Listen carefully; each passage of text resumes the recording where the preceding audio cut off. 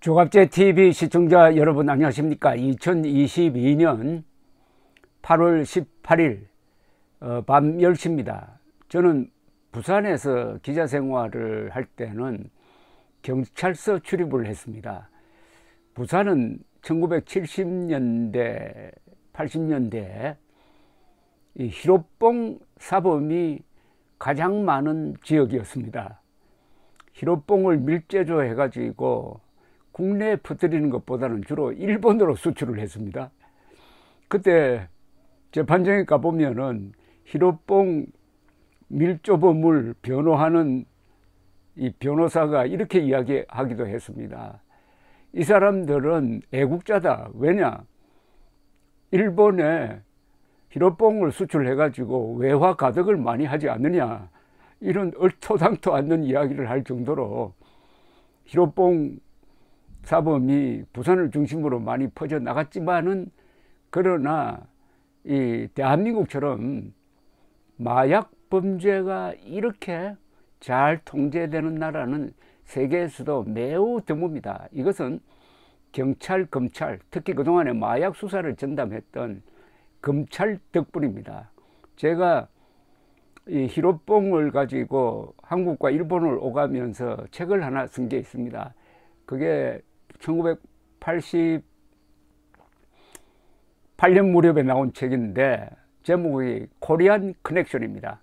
프렌치 커넥션이라는 유명한 영화가 있죠. 그 영화는 마르세유를 중심으로 한 헤로인 밀매를 다룬 영화인데, 코리안 커넥션은 주로 부산을 중심으로 해가지고 일본 야쿠자들과의 거래 이런 걸 다룬 영화입니다. 이 책이 일본에서도 번역되었는데, 일본의 출판업자가 하는 이야기가 그 책을 주로 사간 사람들이 일본 야쿠자라고 하더라고요. 그래서 웃고 넘어갔습니다만은, 왜 지금 이 이야기를 하느냐 하면은, 지금 오늘 검찰총장 후보자가 이제 지명이 되었습니다. 이원석 현재 대검찰청 차장검사를 윤석열 대통령이 한동훈 법무장관으로부터 추천을 받아서 지명을 했습니다. 53세 사법연수원 27기 한동훈 법무장관과 동기라고 합니다. 자, 이렇게 하니까 이제 사정사령탑이 세워진 셈입니다. 자, 그럼 뭘 할 거냐는 겁니다. 뭘 할 거냐? 저는 단도직입적으로 윤석열, 한동훈, 그 다음에 지명된 이원석, 이 세 검사 출신 또는 검사가 해야 될 일은 범죄와의 전쟁을 선포하는 것이라고 생각합니다. 범죄와의 전쟁을 선포하는데, 옛날에 범죄와의 전쟁이라는 영화가 있었던 걸로 기억 나옵니다. 그것도 아마 부산을 중심으로 만든 영화인데, 배경으로 최민식, 하정우가 주연하는 그 영화도 생각나는데, 범죄와의 전쟁은 이게 1990년 노태우 대통령이 선포했던 겁니다.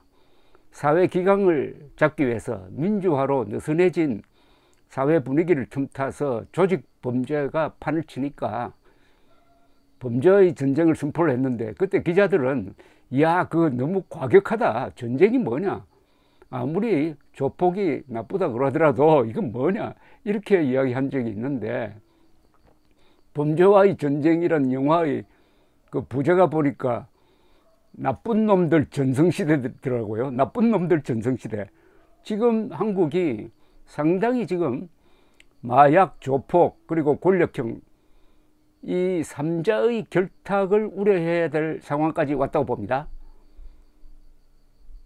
권력, 조폭, 마약이 결합되면은 이건 마피아입니다. 바로 이게 마피아인데, 이거 상당히 뿌리 뽑기 힘듭니다.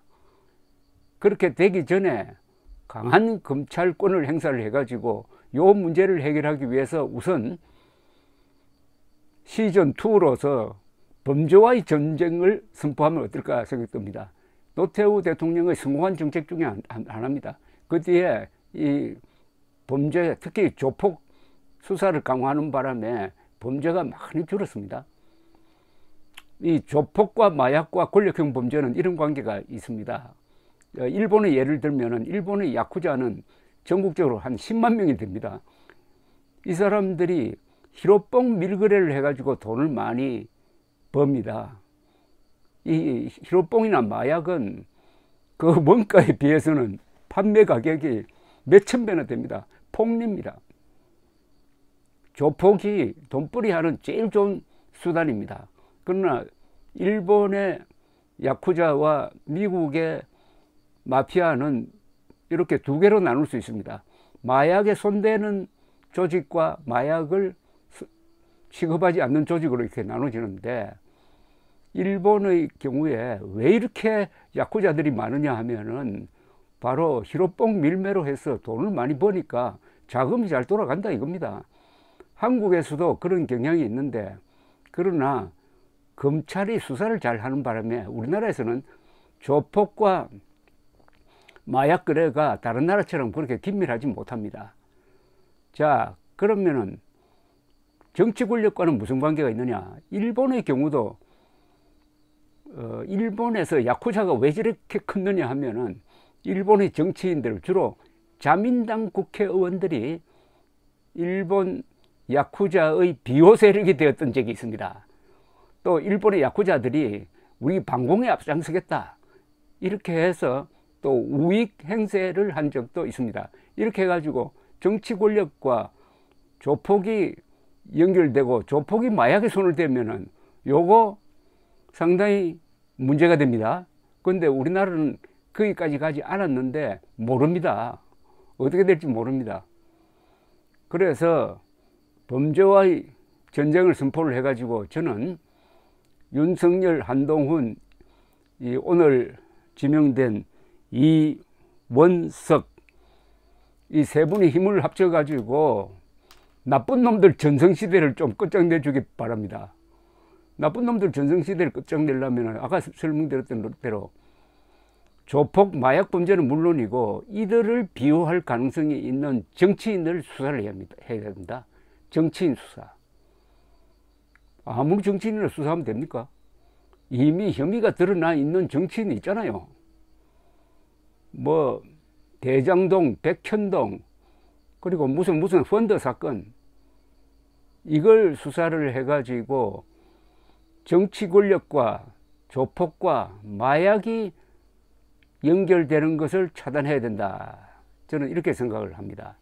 왜 이 점을 강조하느냐 하면은 윤석열 대통령은 자신이 자신 있게 잘하는 걸 해야 됩니다.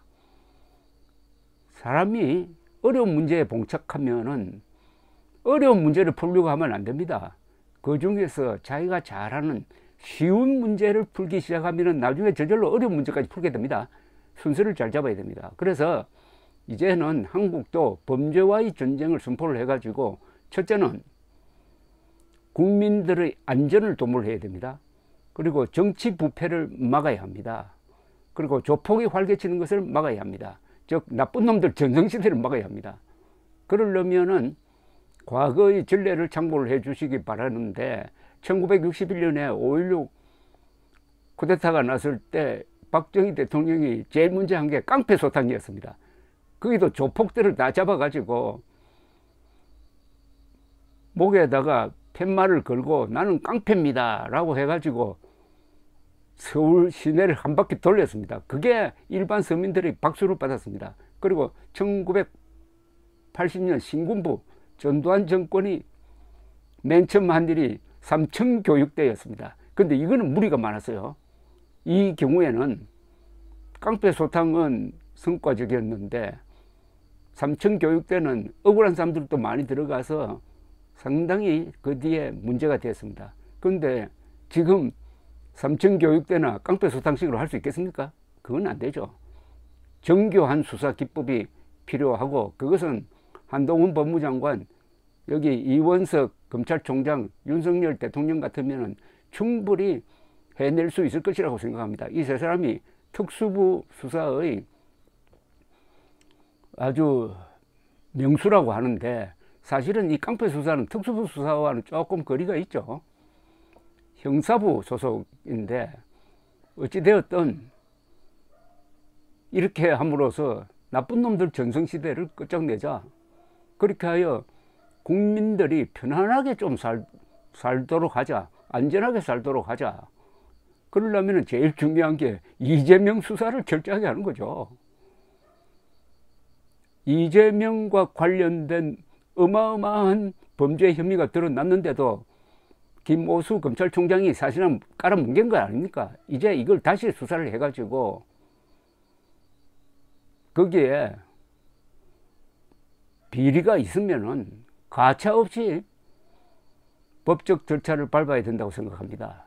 그런데 이재명 의원이 민주당 대표가 될 가능성이 거의 확실한데, 그래서 민주당 대표니까 수사 못하겠다?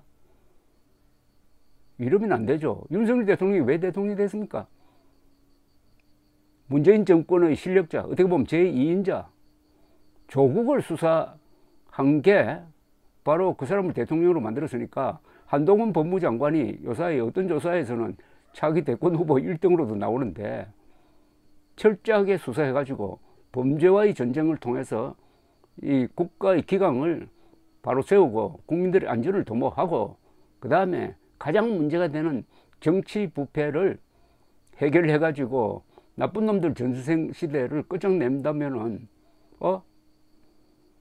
한동훈 씨가 이 자유진영의 대통령 후보가 될 수도 있는 것 아닙니까?